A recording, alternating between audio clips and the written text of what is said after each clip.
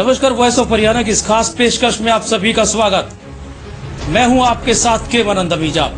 दोस्तों, कुछ बीमारियां ऐसी होती हैं जिनको लेकर हम झिझकते हैं, शर्म महसूस करते हैं, यहाँ तक कि चिकित्सकों को दिखाने में भी हमें झिझक महसूस होती है। जी हाँ दोस्तों, बवासीर, फिशर और फिस्टुला भी चंद ऐसी बीमारियां हैं जिनको लेकर हम कहीं ना कहीं शर्माते हैं, बताते हुए कहीं ना कहीं संकोच महसूस करते हैं। और अक्सर लोगों में बवासीर, फिशर और फिस्टुला के लक्षणों को लेकर भी कहीं ना कहीं संदेह की स्थिति बनी रहती है। आखिर इसका इलाज क्या है, क्या फर्क है तीनों में, तीनों बीमारियों के लक्षण क्या हैं, कैसे पहचान सकते हैं कि बवासीर क्या है, फिशर क्या है, फिस्टुला क्या है।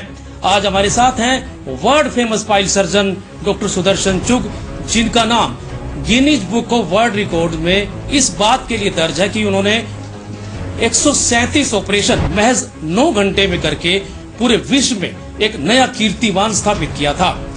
उन्हीं से जानने की कोशिश करते हैं, क्योंकि उन्होंने इस तीनों बीमारियों को लेके एक लंबा अनुसंधान किया है, एक लंबी रिसर्च की है। उसके बाद ऑपरेशन की एक ऐसी तकनीक इजाद की जिसका कोई सानी पूरे देश भर में बिल्कुल नहीं है।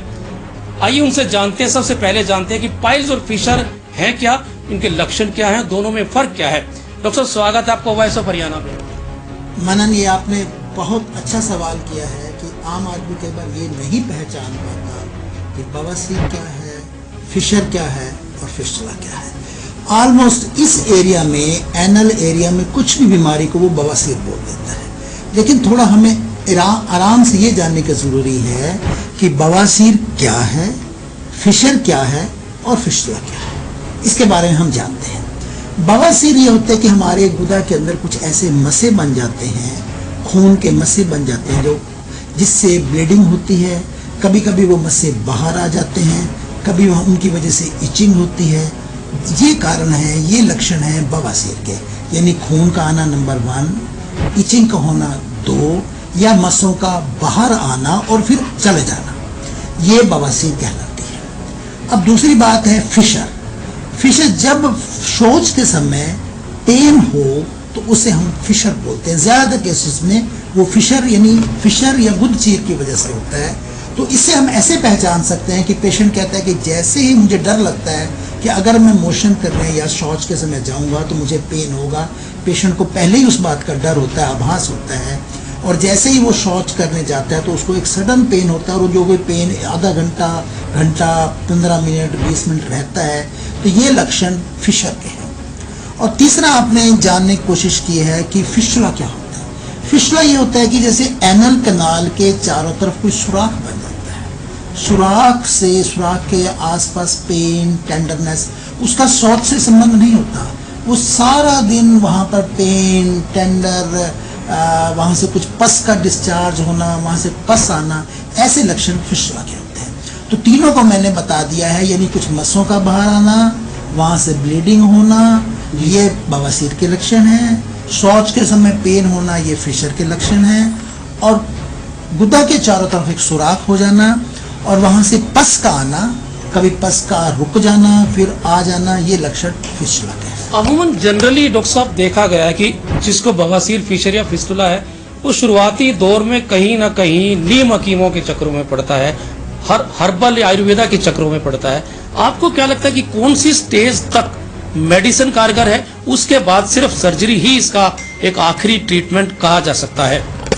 ऐसे स्टेज 1 ज्यादातर केसेस में, पाइल्स के केसेस में बताता हूँ।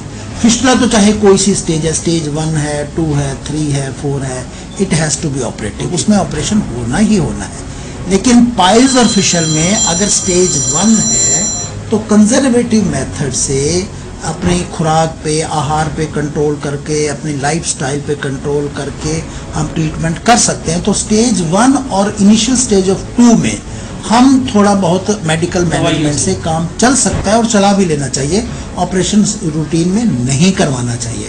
But once it has cross stage 2 और फिशर गहरा हो गया है तो फिर ज़्यादा वेट भी नहीं करनी चाहिए और ऑपरेशन हमें करवा लेना चाहिए। जनरल में मेडिकल साइंस की मैं बात करूं, सर्जरी की कौन सी तकनीक इस समय ट्रेडिशनल तकनीक अवेलेबल है, क्या कहेंगे आप?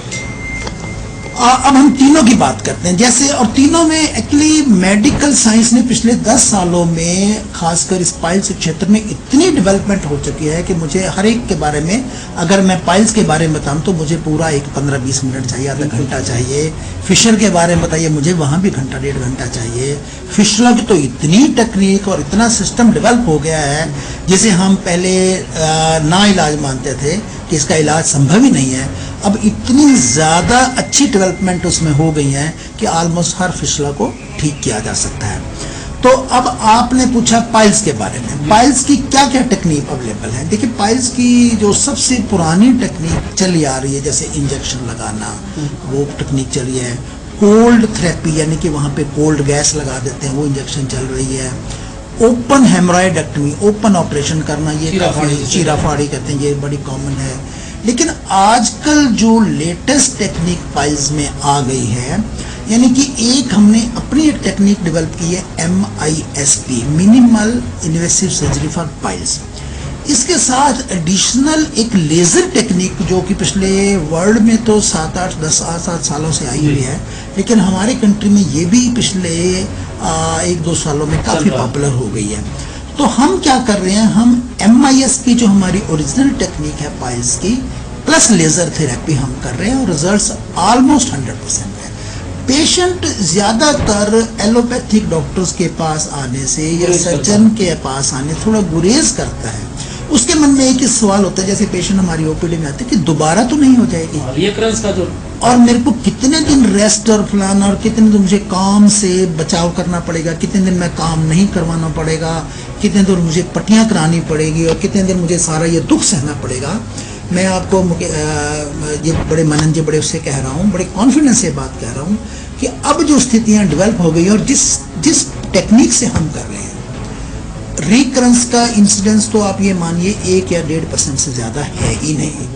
यानी 1% भी हद मुझे याद नहीं आ रहा पिछले 6 या 8 महीने में कि किसी पेशेंट ने मुझे कहा होगा मेरा ये दोबारा हो गया और मैं क्या करूँ। अगर हो भी गया तो 1-8% में आपने कोई इंजेक्शन छोटी मोटी थेरेपी की और उससे ठीक हो जाता है। तो कहने मतलब रिकरेंस वाला तो चैप्टर क्लोज है। तो बाकी दूसरा जो कहते हैं, दूसरा जैसे जिस हिसाब से हम कर रहे हैं, हमारे को हम पेशेंट को कोई एडमिट नहीं करते, करके ऑपरेशन करके साथ के साथ भेज देते हैं, बाद में उसे कोई ड्रेसिंग के लिए नहीं बुलाते। नहीं, यूजली तो जो कॉमन सर्जरी में ड्रेसिंग करवानी पड़ती है, ऐसा कुछ नहीं है। हफ्ते बाद एक बार दिखाने आना पड़ता है। पेशेंट अपने काम पे 1 या 2 या 2-3 दिन में जा सकता है। तो इस हिसाब से हमने पाइल्स की जो टेक्निक है, ऑपरेशन करने की जो विधि है, उसमें बहुत ज़्यादा मेजर डिफरेंस हो गया है, बहुत ज़्यादा मॉडिफाई कर दिया गया, और रिजल्ट्स बहुत एनकरेजिंग और बहुत अच्छे रिजल्ट। अब तक की बात करें, तकरीबन 30 सालों से आप पाइल सर्जरी कर रहे हैं और नई तकनीक MISP आपने इजाद की, तो इससे अब तक कितने ऑपरेशन सफल आप कर चुके हैं, और देश से कहां से लोग आपके पास ऑपरेशन, मैं समझता हूं कि कहां। मनन, मुझे ये कहते हुए बड़ा गर्व लग रहा है परमात्मा की कृपा से कि अभी तक हम अप्रॉक्सीमेटली 40,000 ऑपरेशन कर चुके हैं, और मैं नहीं समझता कि देश का कोई ऐसा कोना हो जहां से हमारे पास पेशेंट ना आए हों और उनको रिजल्ट अच्छे ना मिले। और हमें बड़ी खुशी होती है जब पेशेंट बिल्कुल ठीक होकर जाता है, दुआएं लेकर जाता है। अभी मैंने आपको एक पेशेंट से मिलवाया था जिसको इतनी ज़्यादा ब्लीडिंग थी, और उसका 3 ग्राम ब्लड था, और हमने उसको अपनी MISP विद लेज़र टेक्निक से किया, तो immediately just with in 5 minutes he was completely okay. यानी कि ना तो आपके साथ कोई चीराफाड़ी होगी, ना ही किसी तरीके की बेहोशी होगी। डे केयर सर्जरी है, उसी दिन आपको घर वापस भेज दिया जाता है, और रिकरेंस का रेट नेग्लिजिबल, यानी कि नाम मात्र का रिकरेंस रेट है।